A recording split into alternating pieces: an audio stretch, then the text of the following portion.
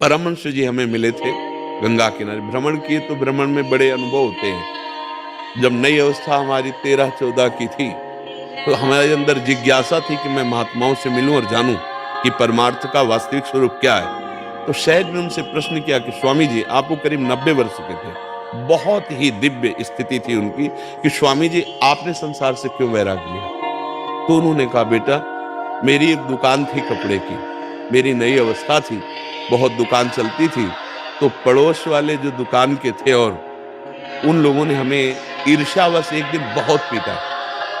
मैंने सहने की कोशिश की, लेकिन उन लोगों का स्वभाव ही बन गया हमको प्रताड़ना, गाली देना, मारना।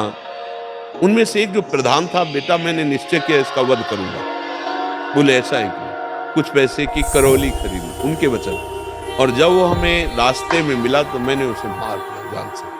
फिर मेरे हृदय में आया कि मैंने अपराध किया है, तो मैं स्वयं चला गया और मुझे बंदी बना लिया गया।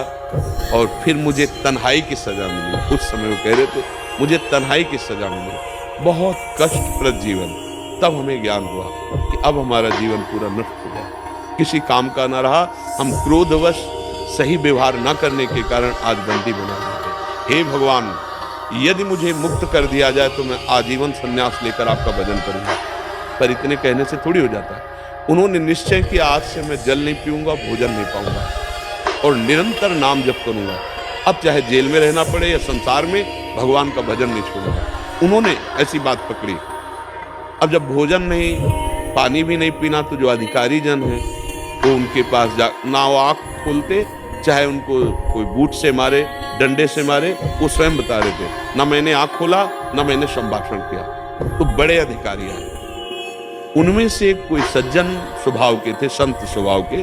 तो उनका देखो, इस समय मैं अकेला हूं, आप अपने हृदय की बात बता दीजिए, आप क्या चाह रहे हैं, हो सकता है मैं आपका सहयोग कर सकूं। आंख खोली, उनको लगा जैसे भगवान ही हमें साहस बंधा रहे हैं। आंख खोली और कहा, साहब मैंने ही मारा है, पक्का मैं अपराधी हूं, पक्का। पर एक लालसा मेरे हृदय में जागृत हो गई, यदि किसी तरह मैं मुक्त हो जाऊं तो आजीवन संन्यास लेकर भगवान का भजन करूंगा।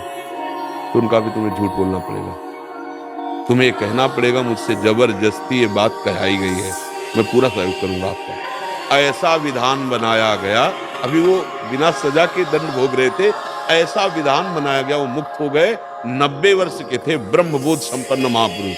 तो ये मार्ग बना। देखो, भगवान का नाम जप, भगवान के प्रति आत्ममानीय आचरण हमारे कभी न कभी हुए हैं, उनका हमें दंड मिल रहा है, तो हम पावन हो रहे हैं, हमारी दुर्गति नहीं हो रही, हम पवित्र हो रहे दंड के द्वारा। अब नाम जप करें तो हमारे अंदर वो शीतलता आ जाएगी, वो ज्ञान आ जाएगा, जिससे हम जेल में रहते हुए भाव जेल से मुक्त हो जाएंगे, संसार की जेल से। और परिवार वालों से प्रार्थना है कि वो व्यर्थ का दुख ना ले।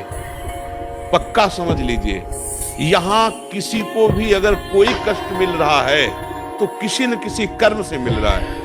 पक्का समझ लीजिए, हमारे भगवान के न्याय में इतना भी कहीं चूक नहीं हो सकती।